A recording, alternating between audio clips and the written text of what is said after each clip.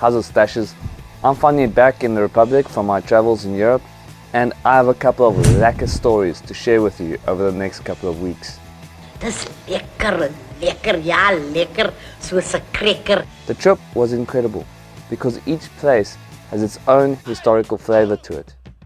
So in the forthcoming weeks, I'll be sharing videos and photos of all the places we visited and share some of the stories of these places not many people know about. Also, as you can see behind me, the trip wasn't the only thing keeping me busy.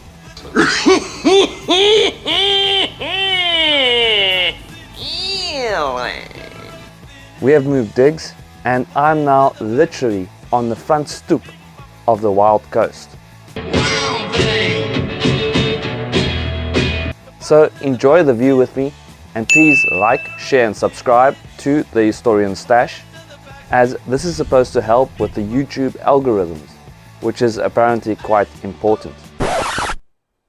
So we just take a flash drive and we plug it in, you know, get into the cloud, and then steal all our cookies, right? And then we're straight through the firewall.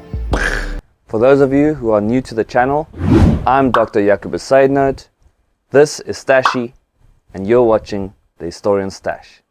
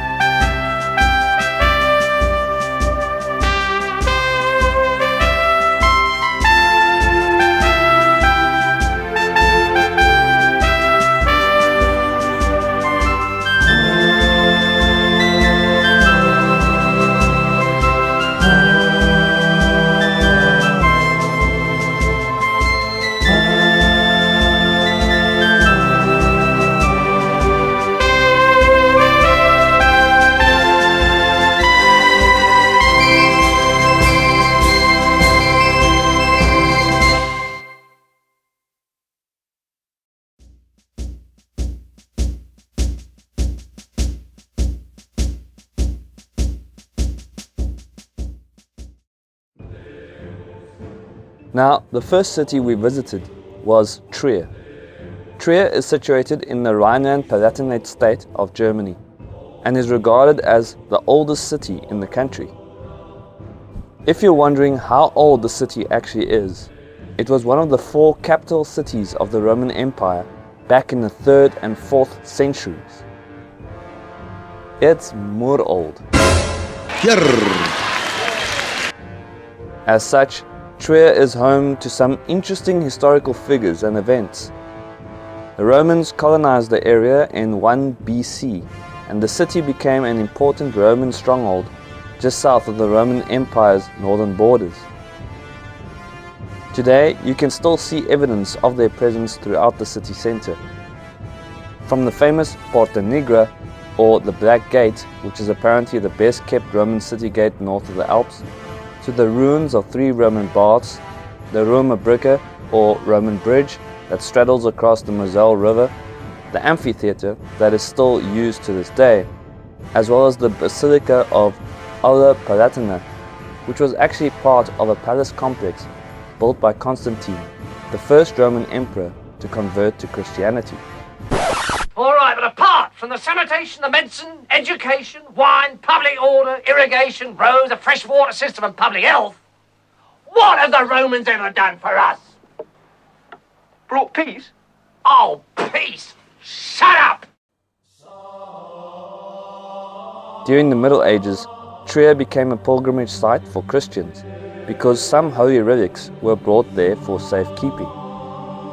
These relics include the holy tunic, said to be the robe Jesus was wearing when he died.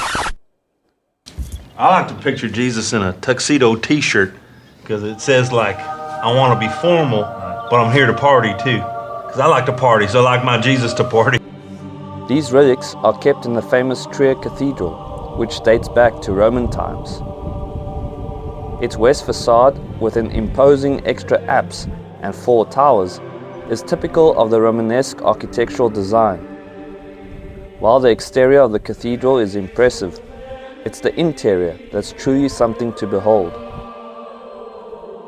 When I walked in there, I could feel 1,000 years worth of history embedded in the walls and pillars of this truly remarkable building.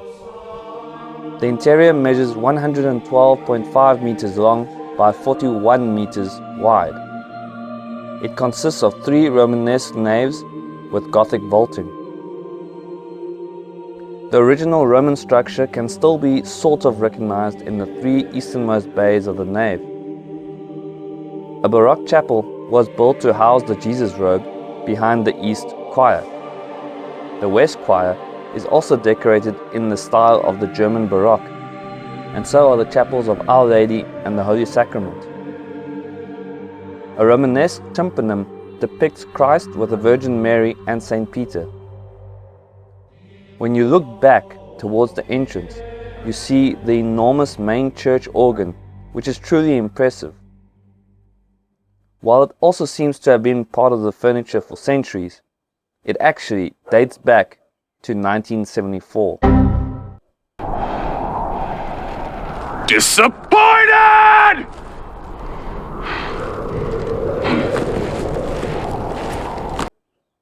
Also, during the time of the Holy Roman Empire, the bishops of Trier actually became so powerful that they were recognized as an electorate of that empire. This meant that they could help in electing the emperor of the Holy Roman Empire. So the Roman Catholic Church was and remains pretty big, not only in Trier, but also in Germany as a whole. The power of Christ compels you! The power of Christ compels you! The power of Christ compels you! Unfortunately, the worst side of the church also came out in Trier. For 12 years, from 1581 to 1593, the Trier witch trials were held. It was one of the 4 largest witch trials in Germany, and it's considered by some to even be the largest one in European history. The persecution started in the Diocese of Trier in 1581 and reached the city itself in 1587, leading to the deaths of about 368 people. It must be noted that this number only counts those executed within the city itself, but even this figure is suggested to be the single largest mass execution in Europe during peacetime. With a place so heavily steeped in church history, it's ironic that one of its fiercest opponents was also born there. Yes, that's right, the killer of classes, the redistributor of wealth, the patron saint of the proletariat. The seeker of serenity! The protector of Italian virginity! You get the point. Karl Marx, the father of communism, was born in Trier in 1818. Today, his house is a museum exhibiting old Karl's personal history, original letters, photographs, as well as volumes of his poetry. Unfortunately, I was unable to visit Karl's posse, but apparently it has become a mass pilgrimage site for Chinese tourists who stand in long queues to pay tribute to the master of socio-economic disaster. We walk in the garden of his turbulence!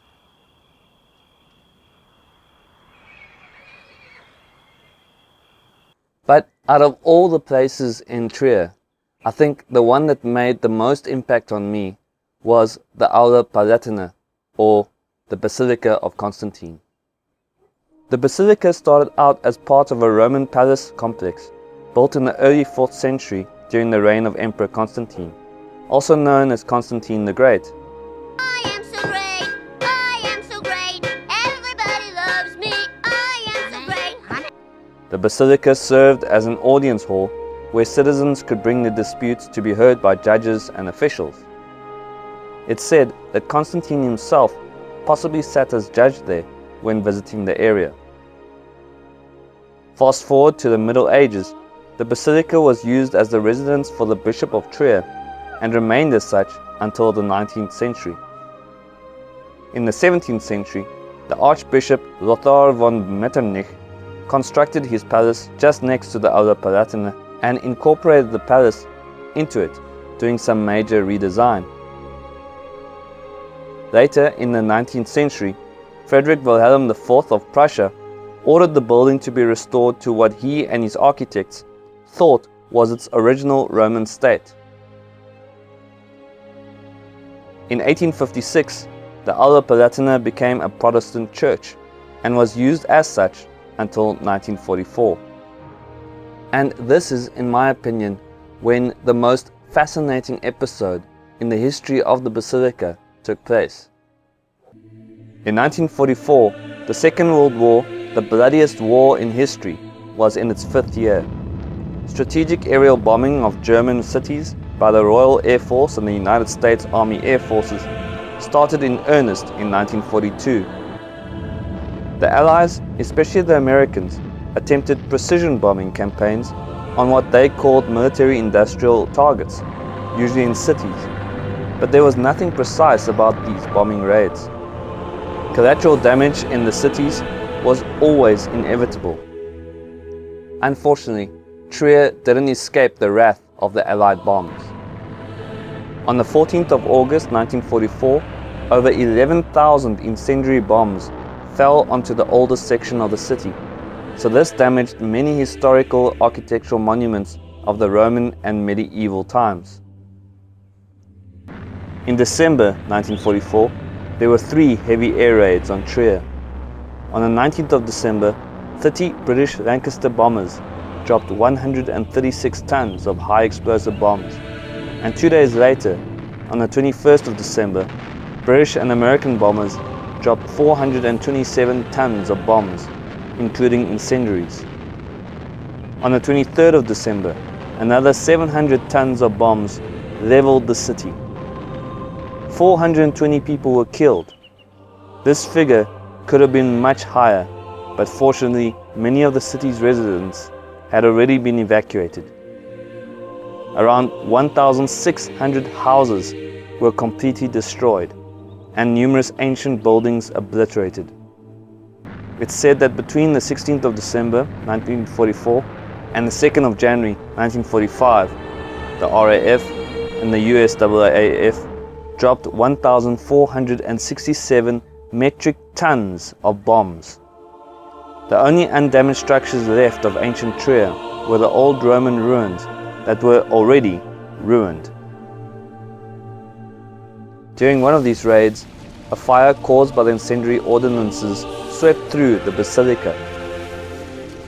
Those parishioners who had remained in the city rushed towards the raging inferno engulfing their church. According to the information available today inside of the building, the pastor delivered an impromptu sermon right outside the burning church.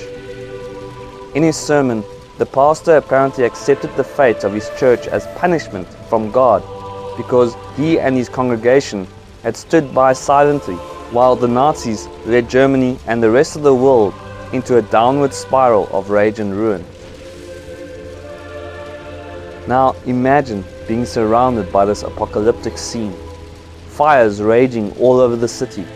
You look up at your beloved church, also in flames, accepting it as just punishment for not denouncing one of the most evil regimes in history. But then, while the parishioners are outside praying for forgiveness, something inexplicable happens. The church organ begins to play on its own. It's said that the immense heat from the incendiary bombs caused gusts of wind to blow through the pipes and swept over the organ itself, causing it to play spontaneously. Witnesses claimed that the organs carried on playing throughout the night until the fire was eventually put out. It's one of those tragically symbolic moments, and while it must have been incredibly eerie to those who witnessed the last fiery performance of the Constantine Basilica organ, it also signaled the rebirth of a new and democratic Germany out of the ashes of war. Trier is truly a remarkable city, and I highly recommend it to all you history buffs. That's it for now. Thank you for watching The Historian Stash. And please don't forget about the algorithms. Until next time, stay stashy.